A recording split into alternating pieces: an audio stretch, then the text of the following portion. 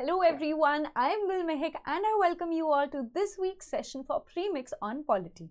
तो before we begin with this session, तो let us quickly discuss general studies के means के crash courses जो इस बार बच्चे prelims qualify कर रहे हैं उनके लिए जो sleepy classes लेकर आ रहे हैं।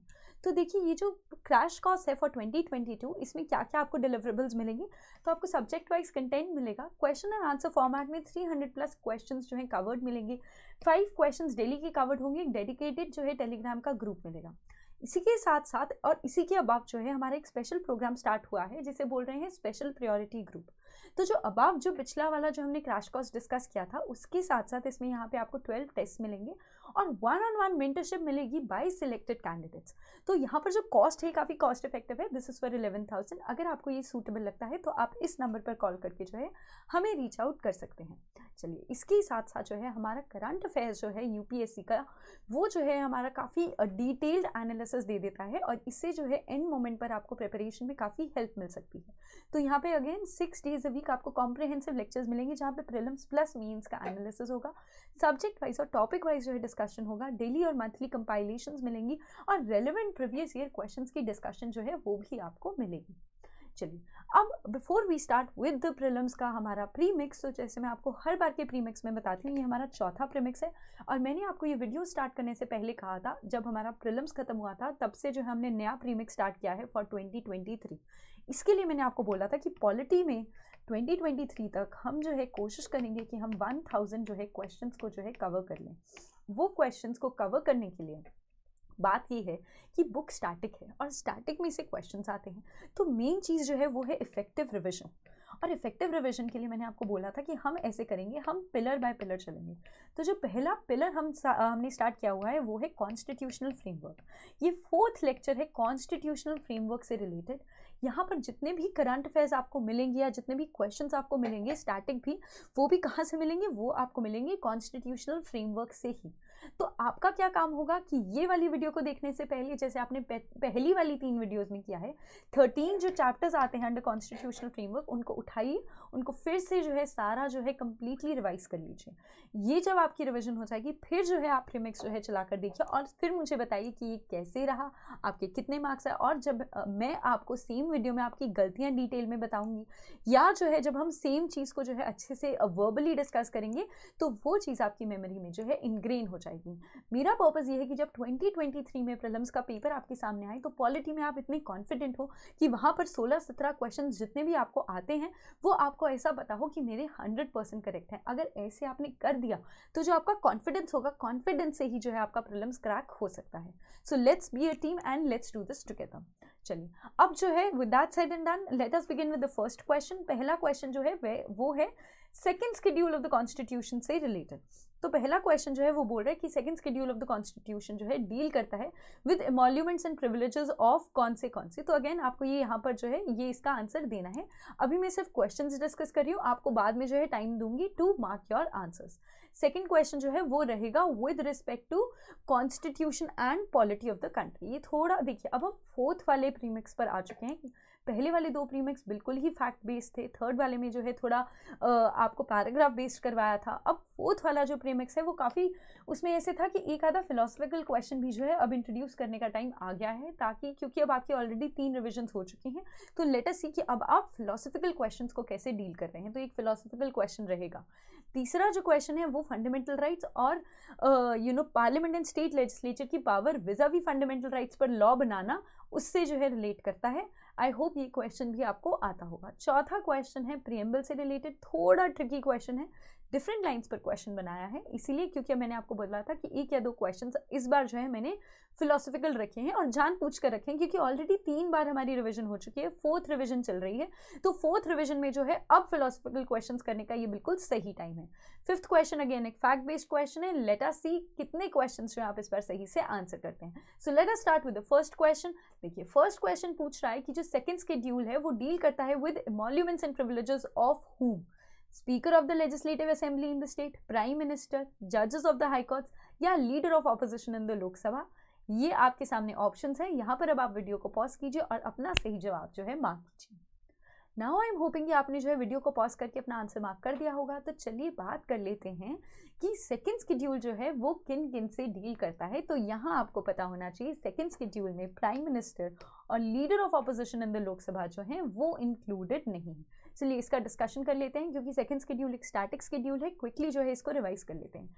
तो जो देखिए सेकंड शेड्यूल है वो डील करता है विद द प्रोविजंस किस चीज से, relating to the emoluments, allowances and privileges of whom. तो फर्स्ट आ जाता है प्रेसिडेंट ऑफ इंडिया, फिर आ जाते हैं गवर्नर्स ऑफ द स्टेट, जो अगर आप इसको ऐसे सोचे सेंटर और स्टेट के लेवल पे तो याद करना इजी हो जाता है। फिर speaker and deputy speaker of Lok Sabha and chairman and deputy chairman of Rajya Sabha. इसी के साथ साथ speaker and deputy speaker of the legislative assembly in the state and chairman and deputy chairman of the legislative council in the state. फिर साथ ही में आ जाते हैं जजेस of the supreme court and जजेस ऑफ द हाई कोर्ट, और and में जो है आ जाते हैं comptroller and auditor general of India. इनको जो है नहीं भूलना, काफ़ी बार जो है बच्चे यहाँ पर कंफ्यूज हो जाते हैं। तो देखिए जो ओरिजिनल रेम्यूनरेशन, अब प्राइम मिनिस्टर और रह गए लीडर ऑफ ऑपोजिशन, वो कहाँ कवर्ड है, उनकी सैलरीज एमोल्यूमेंट्स जो है वो कैसे कवर्ड है। तो देखिए जो ओरिजिनल रेम्यूनरेशन थी of the prime minister and other ministers, वो part B of the second schedule of the constitution में जो है रखी गई थी, लेकिन इसको रिमूव कर दिया गया था। अभी प्राइम मिनिस्टर की जो सैलरी और एमोल्यूमेंट्स है वो कवर्ड है under the preview of salaries and allowances of ministers act 1952। ये भी जो है आपको पता होना चाहिए। और लीडर्स ऑफ ऑपोजिशन जो है वो है covered under the purview of salaries and allowances of leader of opposition in parliament 1977 का act. Am I clear? I hope ये आंसर जो है सबने सही दिया था, बिकॉज थर्ड रीडिंग था और स्टैटिक क्वेश्चन था, थोड़ा कंफ्यूजिंग था बट स्टैटिक था, एंड आई होप जो है आपने इसका आंसर ठीक दिया होगा। चलिए बात करते हैं सेकंड क्वेश्चन की। सेकंड क्वेश्चन एक ट्रिकी क्वेश्चन है, थोड़ा फिलोसॉफिकल क्वेश्चन बनाया है। क्वेश्चन पढ़िए, यहाँ वीडियो पॉज कीजिए और आंसर मार्क कीजिए, फिर जो है मैं आपके साथ इसको डिस्कस करूंगी। चलिए आई होप आपने जो है आंसर मार्क कर दिया होगा। Now let us read the question. Question बोल रहा है कि जो कॉन्स्टिट्यूशन है वो डिटर्मिन करता है the relation among people living in a territory and also the relation between the people and the government. तो देखिए हाँ सही है, कॉन्स्टिट्यूशन सही रिलेशन तो बताते ही है among people living in a territory. क्या रिलेशन है? क्यों? क्योंकि कॉन्स्टिट्यूशन ही बताता है ना कि हमें फ्रेटर्निटी के साथ रहना है, हम एक सेक्युलर कंट्री बन के रहेंगे, हम एक डेमोक्रेटिक कंट्री बन के रहेंगे, और यही चीज़ें जो है डिफाइन करती हैं relation between the people and the government also, कि डेमोक्रेटिक है, एग्जीक्यूटिव रिस्पॉन्सिबल होगा टू द लेजिस्लेचर, राइट, ये डेफिनेटली है ना, रिप्रेजेंटेटिव डेमोक्रेसी होगी, पंचायती राज इंस्टीट्यूशंस होंगे, तो relationship between people and government क्या होगा? तो हाँ बिल्कुल ठीक बात है, ये तो सही है। फिर आ जाता है country that has a constitution may not necessarily be democratic. अब इसका मुझे एग्जाम्पल सोचना चाहिए यहाँ पर। तो मेरे पास प्राइम एग्जाम्पल कौन सा होगा? North Korea. देखिए नॉर्थ कोरिया के पास क्या है? कॉन्स्टिट्यूशन है। नॉर्थ कोरिया अगर आप न्यूज़पेपर्स में रेगुलरली पढ़ रहे हैं तो आपको पता होगा नॉर्थ कोरिया की कॉन्स्टिट्यूशन है, लेकिन नॉर्थ कोरिया जो है वो डेमोक्रेटिक कंट्री नहीं है। आपको हैरानी होगी जानकर कि कॉन्स्टिट्यूशन में right to freedom of expression भी जो है दिया हुआ है, लेकिन कंट्री जो है डेमोक्रेटिक नहीं है, तो ये भी मेरा ऑप्शन सही हो गया। तीसरा आ जाता है constitution lays down the limits on the powers of the government. Yes, ये तो बिल्कुल ट्रू है, कॉन्स्टिट्यूशन फंडामेंटल राइट्स के थ्रू भी जो है ले डाउन करती है limits on the powers of the government. साथ ही साथ डीपीएसपीज भी जो है इन्फोर्स करते हैं, but that is through social pressure, right. तो constitution does lay down limits on the powers of the government, ये बिल्कुल ठीक है। इनफैक्ट प्रीवियस ईयर क्वेश्चन में जो है यूपीएससी ने जो है ये लाइन एज इज जो है पूछी हुई है। अगर आप मेरा प्रीवियस ईयर क्वेश्चंस का मैराथन सेशन देखेंगे जो मैंने अभी रिसेंटली प्रीलिम्स से पहले करवाया था, इसमें जो है काफ़ी जो है आपको प्रीलिम्स के लिए बेनिफिट मिल सकता है, और तब जो है आपको पता चलेगा ये लाइन 2 बार ऑलरेडी प्रीवियस ईयर क्वेश्चंस में जो है एज इज पूछी गई है। तो यहाँ पे आपको बताना था कि इन तीनों में से कौन सी स्टेटमेंट सही है। तो अगेन हमारा आंसर क्या हो जाएगा? C 1, 2 and 3। आई होप आप सब ने जो है सही आंसर मार्क किया है।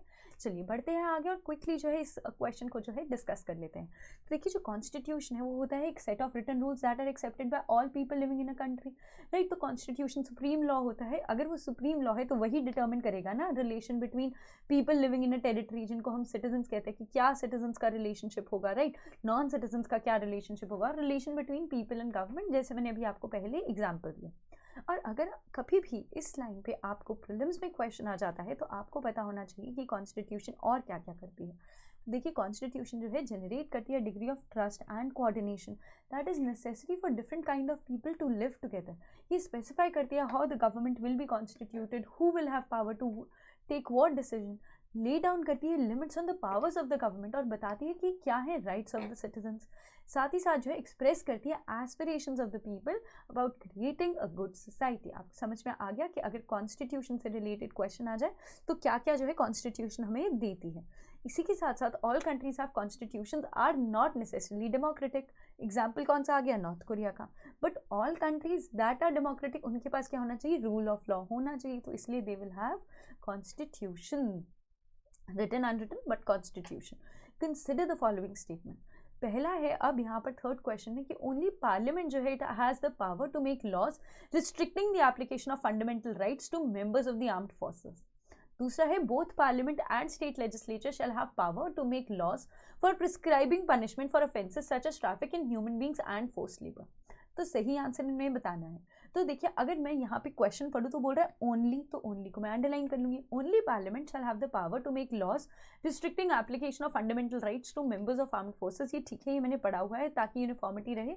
तो काफ़ी जगह पर फंडामेंटल राइट्स में जो है ओनली पार्लियामेंट जो है इट हैज़ द अथॉरिटी पूरे चैप्टर में टू मेक लॉज, जहाँ में भी फंडामेंटल राइट्स का इशू आ जाता है। इन स्टेट लेजिस्लेचर जो है उसके पास अथॉरिटी नहीं है। दूसरा जो स्टेटमेंट है वो क्या बोल रहा है, ओ both parliament and state legislature shall have power to make law for prescribing punishment for offences such as traffic in human being and forced labour. अब ये डेफिनेटली गलत है क्योंकि मैंने बताया था फंडामेंटल राइट्स में जो चैप्टर में जहाँ पर लॉज बनाने होते हैं तो सिर्फ पार्लियामेंट को पावर दी गई है, स्टेट लेजिस्लेचर को पावर नहीं दी गई है। रीज़न इसका ये बताया जाता है कि अगर एक ही जो है एडमिनिस्ट्रेटिव जो लेजिस्लेटिव बॉडी है वो लॉ बनाएगी तो ऑल अक्रॉस इंडिया इंपॉर्टेंट चीज़ों के लिए जो लॉज हैं उनमें क्या रहेगी, यूनिफॉर्मिटी रहेगी। Am I clear? तो इसीलिए जो है ऐसा किया गया है। Am I clear? चलिए, तो यहाँ पर क्या हो गया, ये वाला आंसर हो गया हमारा गलत। तो हमारा क्या आ जाएगा answer, A1 only. Am I clear? चलिए, so this is done. Now let us move and let us discuss the description. तो जो डिस्क्रिप्शन है वो ये बताता है कि जो आर्टिकल 35 है वो ले डाउन करता है the power to make laws. कौन सा आर्टिकल ले डाउन करता है, article 35, to make laws to give effect to certain specified fundamental rights. और इंपॉर्टेंट चीज़ क्या है, ये लॉज बनाने की पावर किसको दी गई है, only in the parliament and not in the state legislature. क्यों ऐसा किया गया है, यूनिफॉर्मिटी रखने के लिए थ्रू आउट इंडिया, राइट। तो कौन सी ऐसी चीज़ें हैं, तो देखिए अगेन यहाँ पे सारी रिवाइज कर लेते हैं। तो parliament shall have the right and state legislature shall not have the right to make laws on which of the following. Article 16 जहाँ पे रेजिडेंस प्रोवाइड करना होता है, आर्टिकल 13 जहाँ पे एम्पावर करना होता है कोर्ट्स को other than supreme court and high court to issue writs etcetera. तीसरा आ जाता है अगर रिस्ट्रिक्ट करना है या एब्रोगेट करना है application of fundamental right to members of armed forces, police etcetera. या आर्टिकल 34 में इंडेमनीफाई करना है एनी गवर्नमेंट सर्वेंट को या any other person for any act जो उन्होंने ऑपरेशन ऑफ मार्शल लॉ के अंडर जो है की है। तो पार्लियामेंट जो है इन सब चीज़ों में जो है अकेले लॉ बना सकती है। इसी तरह से parliament shall have the power to make laws for prescribing punishment for those acts that are declared to be offences under fundamental rights. जैसे कि आर्टिकल 17 आ जाता है अनटचेबिलिटी, आर्टिकल 28 आर्टिकल 23 आ जाता है traffic in human beings in forced labour. तो basically जो है आपको याद रखना है जहाँ पर भी लॉज बनाने हैं या कुछ रिस्ट्रिक्ट करना है किसी भी चीज़ को, फंडामेंटल राइट जहाँ पर भी रिलेटेड है वहाँ पर लॉ बनाने की पावर किसके पास है, सिर्फ पार्लियामेंट के पास है। Am I clear? आता था आप सबको? चलिए बढ़ते हैं आगे और बात करते हैं फोर्थ क्वेश्चन की। फोर्थ क्वेश्चन जो है बात कर रहा है प्रेम्बल के बारे में और बोल रहा है, देखिए अगेन फिलोसॉफिकल क्वेश्चन है, थोड़ा ट्रिकी है। आज तक आपने ऐसे क्वेश्चंस जो है नहीं किए होंगे अगर आप 2023 के प्रीलिम्स में अपेयर कर रहे हैं। बट चलिए let us discuss this question. Question बोल रहा है इनमें से कौन सी टर्म इन द प्रेम्बल जो है वो बेस्ट डिस्क्राइब करती है the notion the people of India should behave as if they are members of the same family. और ऑप्शंस मैंने आपको दिए हैं इक्विटी, इंटेग्रिटी, इक्वालिटी और फ्रेटर्निटी। क्वेश्चन देखने में मुश्किल था बट आंसर करने में ऑप्शंस जो है मैंने बहुत सिंपल रखे थे। यहाँ पे इक्वालिटी मार्क नहीं करेंगे, यहाँ पर आ जाता है फ्रीडम, सॉरी फ्रेटर्निटी। फ्रेटर्निटी का मतलब ब्रदरहुड, ब्रदरहुड का मतलब as a we are members of all of us are members of the same extended family. तो इससे क्या होगा, ब्रदरहुड होगा। ब्रदरहुड का क्या मतलब होगा, फ्रेटर्निटी होगी। M I clear? इंटेग्रिटी का क्या मतलब होता है कि मैं खुद के अंदर इंटेग्रल हूँ। इक्विटी तो जो है यहाँ पर आएगी ही नहीं, कोई कॉन्सेप्ट ही नहीं बनेगा, तो उसको तो क्या ही डिस्कस करेंगे, राइट। चलिए जो बात कर लेते हैं फ्रेटर्निटी के बारे में। फ्रेटर्निटी क्या होती है? Sense of brotherhood. इसका क्या मतलब होता है? All of us should behave as if we are members of the same family. किसी को जो है हमने इंफीरियर ट्रीट नहीं करना है। कॉन्स्टिट्यूशन कैसे प्रमोट करती है फ्रेटर्निटी?